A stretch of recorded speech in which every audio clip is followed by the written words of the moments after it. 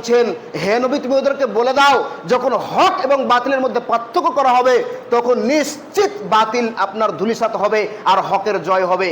তাহলে আপনাকে আমি একটা প্রশ্ন করতে চাচ্ছিলাম, আপনার সন্তানটা ইসলাম থেকে বিমুখ কেন? হক বাতিলের পার্থক্য তাকে আপনি দেননি, ইসলাম সম্পর্কে তাকে সচেতন করিয়ে দেননি, ইসলাম সম্পর্কে তাকে গাফেল করে রেখেছেন, তাকে কোরআন হাদিসের জ্ঞান আপনি দিতে পারেননি, তাকে আপনি কোরআন হাদিসের সাথে সাথে আপনি জেনারেল শিক্ষায় শিক্ষিত করতে পারেননি।